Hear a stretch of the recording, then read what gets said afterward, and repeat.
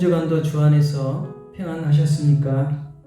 이번 주 말씀 묵상은 에베소서 5장 1절로서 2절 말씀입니다. 그러므로 사랑을 받는 자녀같이 너희는 하나님을 본받는 자가 되고 그리스도께서 너희를 사랑하신 것 같이 너희도 사랑 가운데서 행하라. 그는 우리를 위하여 자신을 버리사 향기로운 제물과 희생 제물로 하나님께 드리셨느니라. 아멘. 여러분, 요즘 세간에 화제가 된 디올백 아시죠? 소위 명품이라고 말하는 구찌나 루이비통, 사넬, 디올 같은 데서 나온 가방이나 구두, 시계, 옷 같은 것들이 있죠. 이런 것들은 최고의 디자이너들이 디자인하고 좋은 자재를 가지고 최고의 장인들이 최고의 기술로 직접 제작하여 만든 것들입니다. 명품의 가치를 인정받은 제품들은 그래서 엄청 가격이 높죠.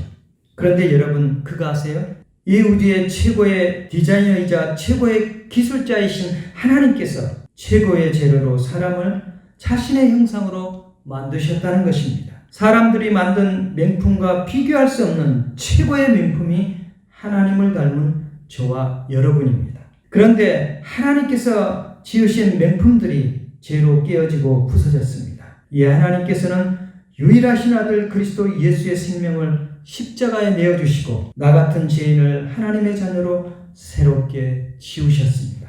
저와 여러분은 하나님의 지으신 최고의 걸작품이요 명품 중에 명품들입니다. 하나님께서 명품으로 지으신 나는 누구입니까? 나는 하나님을 닮은 최고의 걸작품입니다. 나는 하나님께서 사랑하시는 존귀한 자녀입니다. 나는 하나님의 영광이요 기쁨입니다. 사도 바울은 하나님의 최고의 걸작품인 그리스도인들을 향해 하나님의 사랑받는 자녀같이 하나님을 본받는 자가 되라고 말씀합니다. 이 말씀은 곧 우리가 하나님의 보배로운 자녀라는 신분에 걸맞게 살아야 한다는 말씀일 것입니다. 그렇다면 하나님의 걸작품으로서 우리는 어떻게 살아야 할까요? 그리스도께서 너희를 사랑하신 것 같이 너희도 사랑 가운데서 행하는 것이라고 2절에 말씀하고 있습니다. 그렇다면 예수님께서 우리를 어떻게 사랑하셨습니까? 우리의 죄를 대신해서 자신의 생명을 십자가에 희생 제물로 버리셨습니다. 예수님은 사랑 때문에 하나님의 아들로서 자신의 영광과 권세를 포기하시고 버리신 것입니다. 여러분, 하나님의 존귀한 자녀로 품격 있는 우리의 사랑은 어떤 것이어야 하겠습니까? 형제를 위해, 이웃을 위해 나의 유익을 포기하는 것입니다.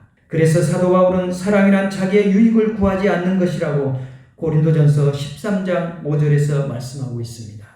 예수님은 주와 선생이 되어 제자들의 발을 씻겨 주었습니다. 이는 예수님께서 주와 선생된 자신의 권리를 포기하시고 섬기신 것입니다.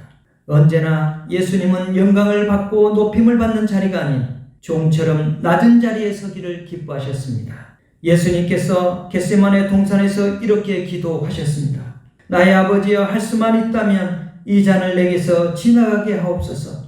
그러나 내 뜻대로 마옵시고 아버지의 뜻대로 되기를 원하나이다. 십자가를 지는 일은 하나님으로부터 버림받는 일이어서 죽기보다 싫었습니다. 하지만 예수님은 자신의 뜻을 포기하고 십자가의 죽음을 택하셨습니다. 여러분, 그리스도인의 능력은 바다 위를 걷고 병든 자를 치료하며 천사의 말을 하는 신비한 능력이 아니라 자신을 내어줄 줄 아는 사랑의 마음입니다. 이것이 하나님 자녀다운 그리스도인의 품격입니다. 베드로가 예수님께 물었습니다. 형제가 내게 죄를 범했을 때 내가 몇 번까지 용서하면 되겠습니까? 한 7번쯤 하면 되지 않겠습니까? 그러자 예수님께서는 베드로에게 70번씩 7번 용서라고 하셨습니다.